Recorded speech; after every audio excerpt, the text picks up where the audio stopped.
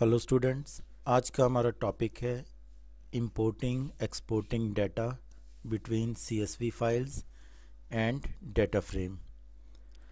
तो सबसे पहले हम सीएसवी फाइल क्या होता है ये जानते हैं।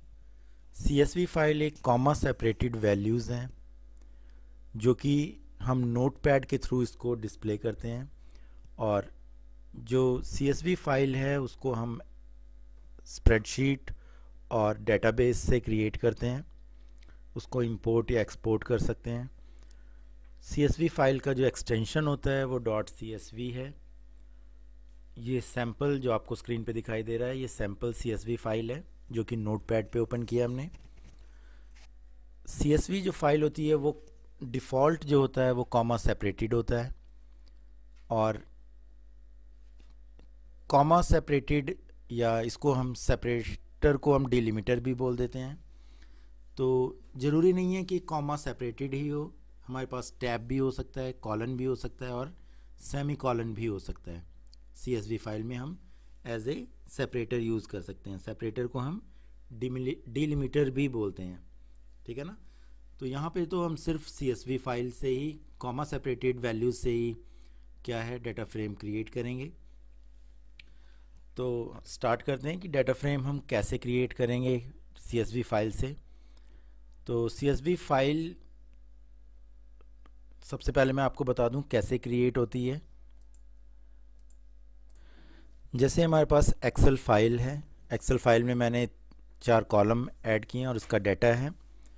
तो इस फाइल को सीएसवी में क्रिएट करने के लिए हम क्या करेंगे, सेव एज में जो लोकेशन आपको देना है, जहाँ पे आपको सेव करना है वो लोकेशन हम देंगे। और सेव एज टाइप में आप यहाँ पे कई सारे ऑप्शंस अवेलेबल हैं और आप सीएसवी कॉमा डिलिमिटर को सेलेक्ट करोगे और यहाँ पे स्टूडेंट या फाइल का नेम दोगे, जो भी नेम देना हो, जैसे मैंने यहाँ पे स्टूडेंट दिया है, और इसको हम सेव कर देंगे। सेव करने के बाद हमारा जो फाइल बनेगी सीएसवी वो इस तरह दिखेगी।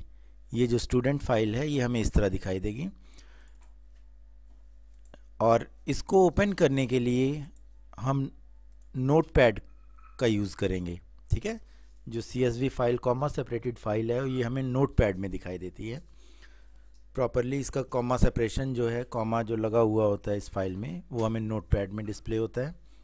और ये जो सीएसवी फाइल होती है सिंपल टेक्स्ट फाइल होती है जिसको हम प्लेन टेक्स्ट फाइल कहते हैं, ठीक है। और जो सीएसवी फाइल्स होती हैं वो टेबुलर डाटा को स्टोर करने के लिए हम यूज़ करते हैं, ठीक है। ये इजी है, कन्वीनियंट है किसी भी प्रोग्राम में डाटा सीएसवी फाइल को इंपोर्ट करना। जैसे यहाँ पे हमारे पास 7 रिकॉर्ड्स ही हैं, लेकिन जहाँ पे बहुत सारे रिकॉर्ड्स हैं, 500,000 रोज़ और कॉलम्स हैं, ठीक है ना। तो वहाँ पे हम क्या है, एक एक्सेल फाइल को सीएसवी में या डेटाबेस की फ़ाइल को हम सीएसवी में कन्वर्ट करके किसी भी प्रोग्राम में उसको इंपोर्ट कर सकते हैं, ठीक है ना। तो सीएसवी का ये बेनिफिट होता है। अब सीएसवी डाटा फ्रेम में हम कैसे इंपोर्ट करेंगे, क्या सिंटैक्स है, ये हम सीखते हैं।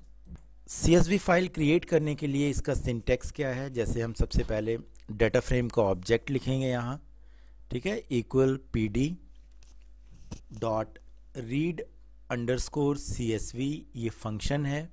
इसके थ्रू हम क्या है सीएसवी फाइल को अपने डाटा फ्रेम में इंपोर्ट करेंगे, और इसके एट्रीब्यूट्स भी हम इसके साथ यूज़ कर सकते हैं। हम एक एक करके डिस्कस करेंगे अभी आगे। तो सीएसवी फाइल में सबसे पहला आर्गुमेंट आप फाइल का नेम दोगे विद पाथ, ठीक है। जो वो फाइल जहाँ पे सीएसवी स्टोर है उस फाइल का हम पूरा रूट यहाँ पे लिखेंगे, जैसे सी ड्राइव में या जिस फोल्डर में है तो वो यहाँ पे हम मेंशन करेंगे। फिर सेपरेटर है, अगर कॉमा के अलावा कोई सेपरेटर यूज़ करना है, हम सीएसवी फाइल में कोई और यूज़ किया, जैसे हमने टैब यूज़ किया है या कॉलन यूज़ किया है या सेमी कॉलन यूज़ किया है, तो सेपरेटर जो एट्रीब्यूट है, एससीपी जो एट्रीब्यूट है, तो हमें मेंशन करना पड़ेगा उसको फाइल को इंपोर्ट करने के लिए, ठीक है। नहीं तो हमारे पास जो डाटा फ्रेम आएगा वो रॉन्ग डाटा फ्रेम हमें मिलेगा, उसमें टैब या कुछ सिंबल्स भी हमें दिखाई देंगे, ठीक है ना। हेडर फंक्शन है, हेडर फंक्शन मीन्स कोई भी कॉलम को रिमूव करने के लिए, हेडर रिमूव करने के लिए, ठीक है ना, या कोई भी जो रो है उसको एज अ हेडर हमें क्रिएट करने के लिए हम हेडर यूज़ करते हैं, ठीक है। Header attribute.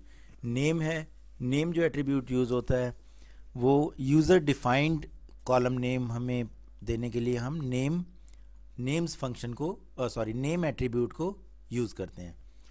नेक्स्ट है इंडेक्स कॉलम। इंडेक्स कॉल जो एट्रीब्यूट है, इंडेक्स अंडरस्कोर कॉल, इसको हम जो इंडेक्स कॉलम है उसको रिमूव करने के लिए यूज़ करते हैं, या फिर किसी कॉलम को इंडेक्स क्रिएट करने के लिए हम इंडेक्स कॉल का भी यूज़ करते हैं, ठीक है ना। नेक्स्ट है हमारे पास skip rows. Skip rows means delete rows up to specified number, ठीक है। कोई भी आप नंबर दोगे स्किप रोज में तो वहाँ तक क्या है ये रो रिमूव कर देगा, ठीक है। अभी प्रैक्टिकली करेंगे तो ज़्यादा क्लियर होगा। नेक्स्ट है एन रोज। एन रोज का मीनिंग है नंबर ऑफ रोज, मीन्स जितना भी नंबर ऑफ रोज हम स्पेसिफाई करेंगे उतने नंबर ऑफ रोज हमें स्क्रीन पर डिस्प्ले कर देगा। तो स्टार्ट करते हैं हम प्रैक्टिकल से। तो importing CSV file to data frame, ये सिंपल इंपोर्ट कर रहे हैं हम, इसमें कोई एट्रीब्यूट नहीं यूज़ करेंगे।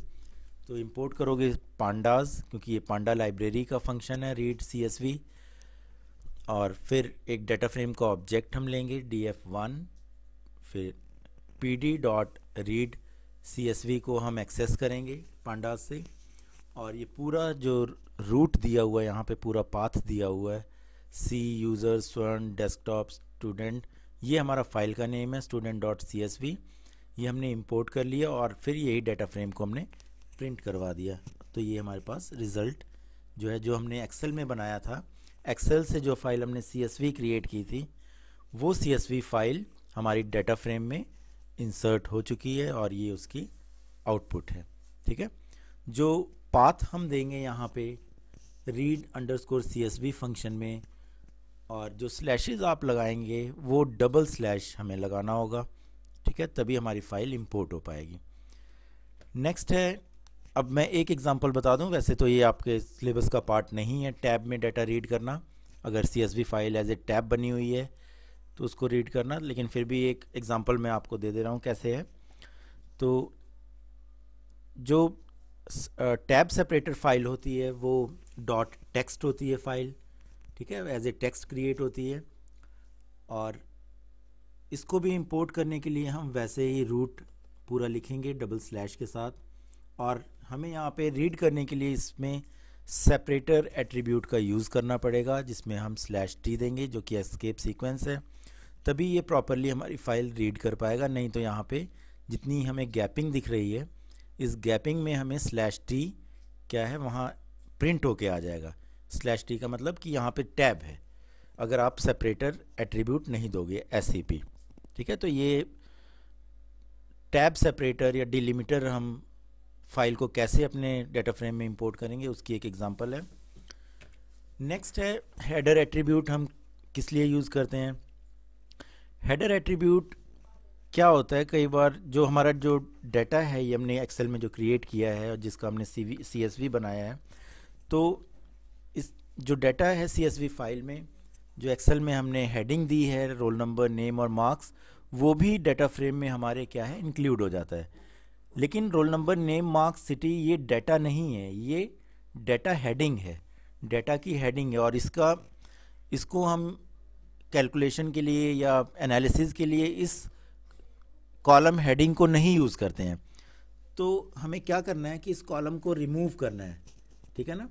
रिमूव करने के लिए हम क्या करेंगे, जैसे हमने यहाँ पे हेडर नन दे दिया है, हेडर अगर नन दे देंगे तो जो ये रोल नंबर हेडिंग थी वो एज अ डाटा क्रिएट हो जाएगा, बल्कि ये डाटा नहीं है। तो इसको रिमूव करने के लिए रोल नंबर, नेम, मार्क्स और सिटी को हम क्या करेंगे, स्किप रोज एट्रीब्यूट यूज़ करेंगे। अभी मैं स्किप रोज भी आपको आगे बताऊंगा कि कैसे यूज़ होगा। अगर हम नन दे देंगे यहाँ पे तो कॉलम तो यहाँ से हट गया, लेकिन जो कॉलम वो क्या है, एक डेटा बन गया, वो एक रो बन गई, ठीक है ना। और कैलकुलेशन में ये प्रॉब्लम करेगा क्योंकि ये प्योर डेटा नहीं है हमारा, ये तो सिर्फ कॉलम हेडर है, ठीक है ना। तो उसको रिमूव करने के लिए, इस लाइन को रिमूव करने के लिए, हेडिंग को रिमूव करने के लिए हम स्किप रोज एट्रीब्यूट यूज़ करते हैं। तो सबसे पहले स्किप रोज से पहले हम देखते हैं कि अगर हम हेडर नन की जगह 1 अगर देंगे तो जो रो नंबर 1 है वो एज अ हेडर काउंट हो जाएगा, ठीक है। वो कॉलम हेडर बन जाएगा, ठीक है। अब वो डाटा नहीं रहा, डाटा वैल्यूज़ नहीं रही, वो एक कॉलम हेडर बन गया है, ठीक है ना। तो इसका कोई यूज़ नहीं है कि हम डाटा कोई कॉलम हेडर बना देंगे तो हमारा कोई मतलब जो कैलकुलेशन है वो हम प्रॉपरली कर नहीं पाएंगे, एनालिसिस नहीं कर पाएंगे। तो इससे सबसे क्या है, इस एरर को मींस जो इसको रिमूव करने के लिए हम क्या है स्किप रोज यूज़ करेंगे। तो हम स्किप रोज की वैल्यू 1 दे देंगे। जब स्किप रो की वैल्यू 1 देंगे, जैसे हेडर हम नन देंगे, तो जब हेडर हम नन देते हैं तो जो हमारा रो है, वो जो कॉलम हेडर है वो रो क्रिएट हो जाता है, ठीक है। तो कौन सी रो बन गया, ये रो नंबर 1 हो गया। अब हेडर जब हम नन यहाँ पे यूज़ करेंगे तो यहाँ पे हेडर जो नेम है, जो हेडर नेम होता है, वो रो नंबर 1 क्रिएट हो जाएगा और उसी रो नंबर 1 को हम स्किप कर देंगे, ठीक है ना।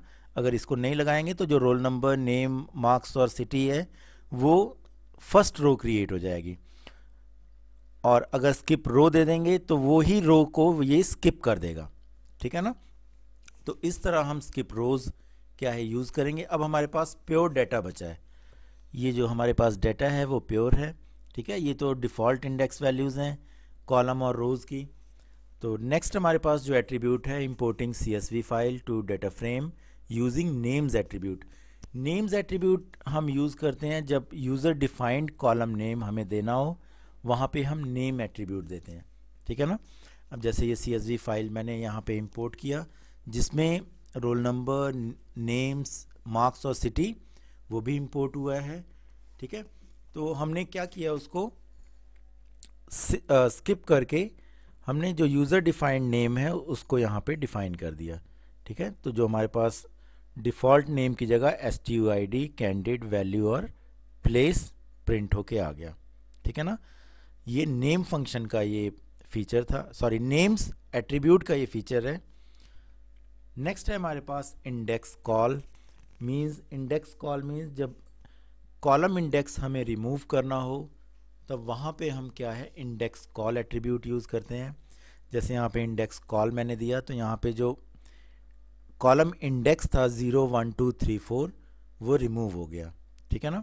अगर इंडेक्स कॉलम की जगह आप और कोई वैल्यू देते हो, जैसे 1 या 2 देते हो, तो अगर 1 दोगे तो ये कैंडिडेट आपका फ्रंट पे आ जाएगा और बाकी सब इसके पीछे चले जाएंगे, ठीक है ना। सबसे पहले कैंडिडेट, फिर STUID, वैल्यू और प्लेस।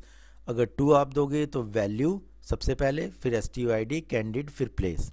तो इस तरह ये फंक्शन करेगा इंडेक्स कॉल एट्रीब्यूट, ठीक है ना। वैसे इंडेक्स कॉल एट्रीब्यूट हम जो इंडेक्स कॉलम है उसको रिमूव करने के लिए यूज़ करते हैं। नेक्स्ट है importing CSV file to data frame using n rows attribute. n rows means number of rows. अगर n रोज में आप जो नंबर स्पेसिफाई करोगे उतनी नंबर ऑफ रोज आपको डाटा फ्रेम से रिट्रीव करके स्क्रीन पे प्रिंट करेगा, ठीक है ना। जैसे मैंने यहाँ पे 5 दिया तो यहाँ पे 5 रोज हमारे पास क्या है स्क्रीन पे डिस्प्ले हो गई।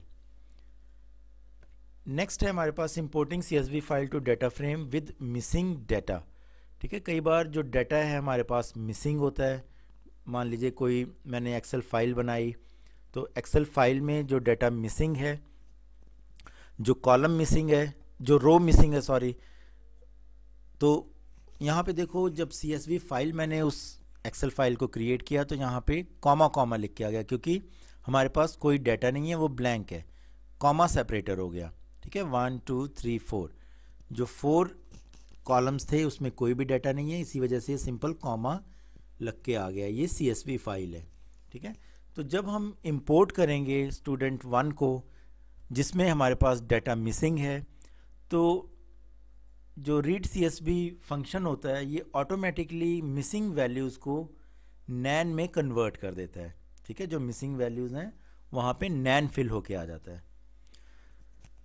और मान लीजिए कोई नेम में, मार्क्स में, सिटी में और कहीं भी एक आधा डाटा अगर मिसिंग होता है तो वहाँ पे ये नैन ऑटोमेटिकली फिल कर देता है। ठीक है ना।